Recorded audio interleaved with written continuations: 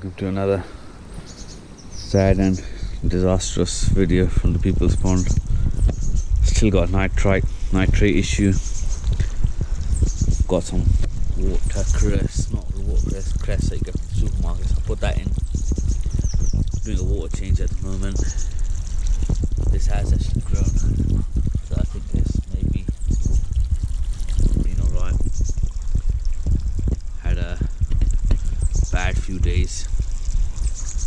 Well, I was meant to go away to Asia, but that has sort of been cancelled because they're suffering a third wave of the COVID. So I didn't take the risk of flying out there, and if I come back and I have to quarantine and if they put the country on the red list, it turn out to be a bigger headache than it's worth. So I've packed that idea up. I've got a ticket open-ended so I can go back this year, but I think in a way I got saved that I didn't go, because this pond has suffered badly in the last 4 or 5 days. You can see that fish there, that is feeling there's flukes in here. We've got a high nitrate issue. I was just doing the checks, so what I done was trying to get the water out of here.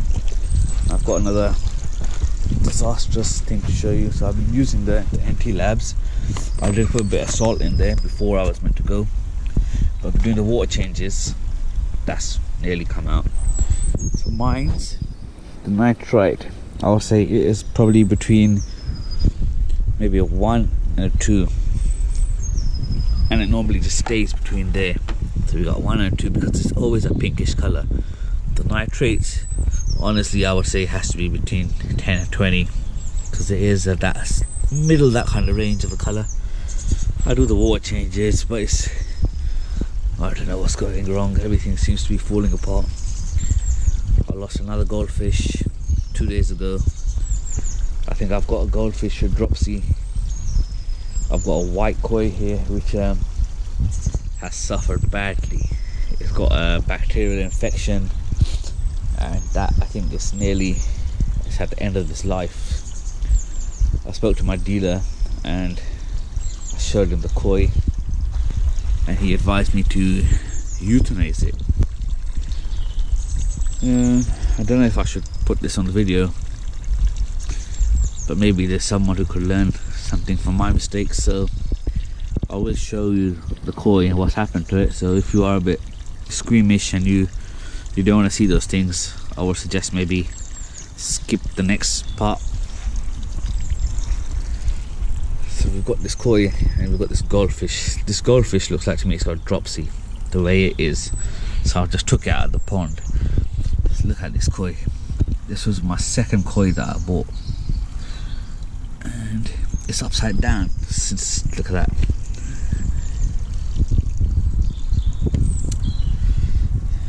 It just doesn't go back up. Look at the fin. Man, it's even on the top, it's got the ulcer. It's heartbreaking to see this. It's just got a hole in it. When I saw it, I started treating it with the Tamodine to try and seal it. And I've done that how I was supposed to do, but maybe it's my fault. I didn't look after it the right way. It's been a disaster, and I don't know, I'm really at a stage where things are starting to go bad, and I'm really worried about the rest of them, because it's a duty of care really. And that one seems to me like it's next for some weird reason. I don't know why. It's got a temperature change, the temperature goes up and down. Even that one, it had a couple of raised scales, so I have tried to try to help that. It's doing alright, it swims around. I'm going to try and do the scrape on that as well today. The rest seem alright, but I'm going to have to try and do the scrapes. I think I might be treating for the flukes, but what I've been told is to, rather than treat for the flukes, is first to get the nitrate issue sorted out. Then I had a comment from one subscriber who has told me, which was quite a very good comment, that he noticed that I've got this artificial grass around my pond, and he told me that this is the problem. Well, not this is the problem, it's causing a problem because it's releasing maybe something, and that's having an effect on the fish. So I got in touch with the company who I bought it from, and I explained the whole situation, and I have been told by them that it doesn't contain any toxins, it doesn't contain any lead, it's safe for fish as it is safe for cats and dogs and children. So if there was any problem in it, it wouldn't just be the fish that would be having an impact, it would be cats and dogs all around the country, because it's quite a big company.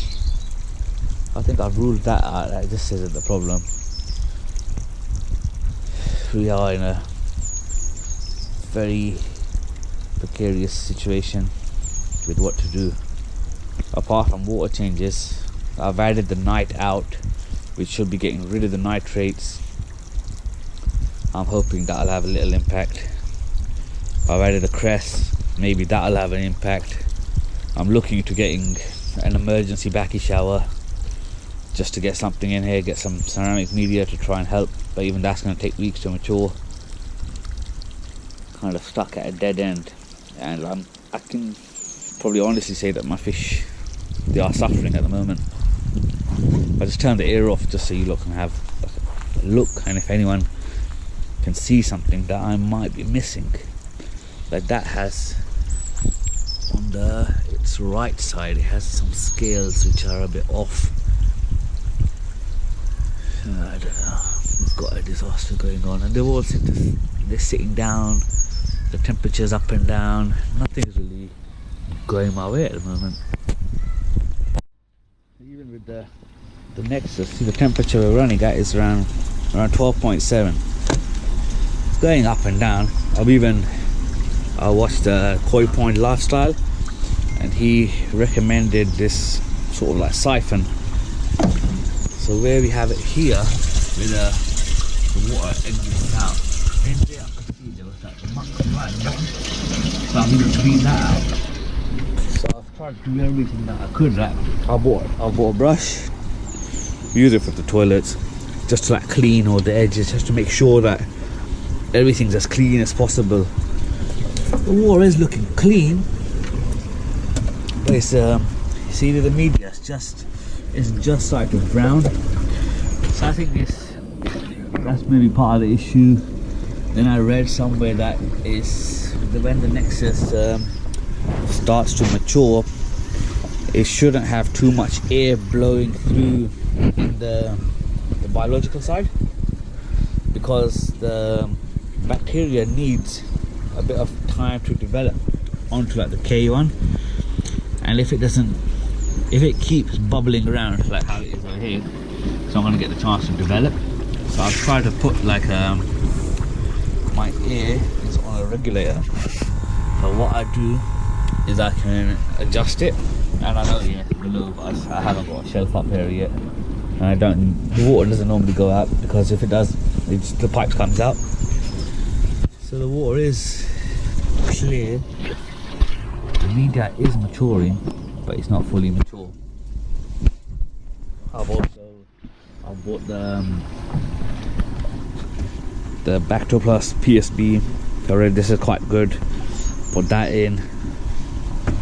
I've put see, this is where the problem begins, because I don't want to. I think I'm overdoing it with the chemicals as well, because I don't want to put too much in, and then maybe I already have put too much in, because I've been putting in the beneficial bacteria every week, and it still hasn't worked, and maybe I'm overdoing it with that.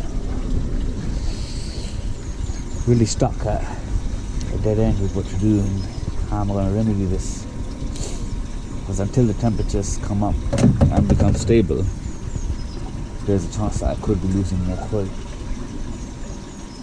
And the way I'm losing them is, from what I've been told, what I've read, it's nitrate burns, nitrite burns.